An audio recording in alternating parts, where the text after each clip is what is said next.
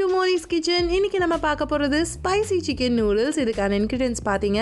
இங்க வந்து நான் 4 மேகியை வந்து நல்லா ஒரு 80% குக் பண்ணி அதை வந்து தனியா ஈர்த்து வச்சிருக்கேன். சோ தண்ணி எல்லாம் எடுத்துட்டு அதை தனியா வச்சிருக்கேன்.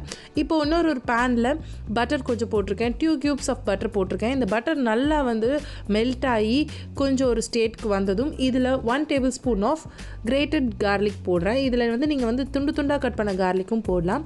garlic வந்து இந்த பட்டர்ல நல்லா வதங்கணும். சூப்பரா வதங்கினதுக்கு அப்புறம் இதுல நம்ம ஆனியன்ஸ் ஆட் பண்றோம். ஆனியன்ஸ் வந்து நம்ம குட்டி குட்டியா கட் பண்ணோம்னா பட்டர்ல சூப்பரா வதங்கும். வாயில மாட்டாம சூப்பர் டேஸ்டியா இருக்கும் இந்த நூடுல்ஸ்ல. அண்ட் இப்போ இந்த ஆனியன் அண்ட் garlic இது சூப்பரா வெந்ததுக்கு அப்புறம் நம்ம இதுல கொஞ்சமா உப்பு போட்டுருக்கோம். அண்ட் சில்லி பவுடரும் போட்டிருக்கோம். சில்லி பவுடர் வந்து உங்களுடைய டிசிஷனுங்க. நீங்கள் வந்து இன்னும் ஒரு 2 ஸ்பூன் எக்ஸ்ட்ரா போடணுன்னா கூட நீங்கள் போடலாம் காரத்துக்கு ஏற்ற மாதிரி. ஸோ ஸ்பைஸியாக இருக்கணும் அப்படின்றதுக்காக நான் சிக்கன்லேயும் நான் வந்து chilli powder ginger garlic paste போட்டு மேரினேட் பண்ணி வச்சுருக்கேன் ஒரு ½ an hour. So ½ an hour marinate பண்ண இந்த போன்லெஸ் சிக்கனை இதில் ஆட் பண்ணுறேன். ஸோ இதில் வந்து பார்த்திங்கன்னா மேரினேஷனுக்கு நான் chilli powder and ginger garlic paste use பண்ணேன். ஸோ இந்த சூப்பர்பான மேரினேஷனோட அந்த பட்டரும் அந்த ஆனியனும் அண்ட் garlicum சேரும்போது சூப்பரான ஒரு எஃபெக்ட் கொடுக்குது. பார்க்குறீங்க சிக்கன் நல்லா ஒரு 80% குக்கான ஸ்டேட்க்கு வரணும். ஸோ இந்த மாதிரி 80% குக்கான ஸ்டேட்க்கு வரும்போது தான் நம்ம இதில் நூடுல்ஸ் மசாலாவை ஆட் பண்ண போகிறோம். அதாவது நான் 4 பேக்கெட் நூடுல்ஸ் ஆட் பண்ணேன். ஸோ அதில் இருந்து 4 பேக்கெட் மசாலாவையும் இதில் நான் ஆட் பண்ணுறேன். ஸோ இப்போ இந்த சிக்கனோட இது ஆட் ஆகும்பொழுது ஒரு சூப்பர் ஃப்ளேவர் கொடுக்கும். சிக்கனில் இருக்கிற அந்த ஒரு நீரெல்லாம் இந்த மசாலாவோட ஆட் ஆகி சூப்பர்பான ஒரு ஃப்ளேவரை இந்த ஸ்பைசி நூடுல்ஸ்க்கு கொடுக்கும்.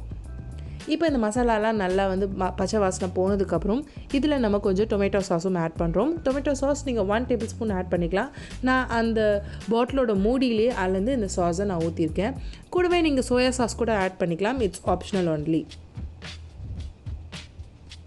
இப்போ இதை நல்லா வந்து நீங்கள் வதக்கி விடுங்க. ஒரு சிக்கன் வந்து ஒரு 90% குக் ஆகிருக்கு, நீங்களே பார்க்குறீங்க. ஸோ அந்த ஆயில் அது 90% குக் ஆனதுக்கப்புறம் இதில் நான் அந்த வேக வச்சிருந்த நூடுல்ஸையும் எடுத்து போடுறேன். ஸோ நூடுல்ஸ் வந்து நீங்கள் அப்படியே கொஞ்சம் நேரம் வெந்த உடனே டக்குன்னு எடுத்து இதில் போட்டுவிடுங்க, இல்லைனா கொஞ்சம் அந்த மாதிரி கட்டிடும். பட் நான் இப்போ ஃப்ரெஷ்ஷான நூடுல்ஸை இப்போ இதில் போட்டிருக்கேன்.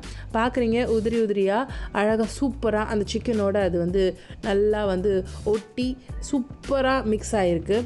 ஸோ இந்த மாதிரி நூடுல்ஸை நம்ம வந்து நீட்டாக ஒரு சிக்கனோட நம்ம கலந்து கொடுக்கும்போது வாவ் ரெஸ்டாரண்ட் ஸ்டைலில் இருக்கே அப்படின்னு சொல்லிட்டு எல்லாருமே விரும்பி சாப்பிடுவாங்க. இது வந்து உங்களுக்கு மேகி மாதிரியே தெரியாது. ஒரு டிஃப்ரெண்ட்டான ஒரு ஸ்பைசி சிக்கன் நூடுல்ஸ் ரெஸ்டாரண்ட் ஸ்டைலில் நீங்களே வீட்டில் செய்கிறதுக்கு ஈஸியாக இருக்கும் இந்த ரெசிபி. ஸோ இதை கண்டிப்பாக நீங்கள் செஞ்சு பாருங்கள், உங்களுக்கு பிடிக்கும்னு நினைக்கிறேன். இந்த வீடியோ யாருக்கெல்லாம் யூஸ்ஃபுல்லாக இருக்கும்னு நினைக்கிறீங்களோ அவங்க கூட இதை கண்டிப்பாக ஷேர் பண்ணிக்கோங்க. மற்றும் இந்த வீடியோ உங்களுக்கு பிடிச்சிருந்ததுன்னா லைக் பண்ணுங்கள், ஷேர் பண்ணுங்கள், கமெண்ட் பண்ணுங்கள். மறக்காமல் என்னுடைய சேனலுக்கு சப்ஸ்கிரைப் பண்ணுங்கள். நெக்ஸ்ட் ஒரு சூப்பரான வீடியோவில் சந்திக்கிற வரைக்கும் பாய் ஃப்ரம் மோனிகா.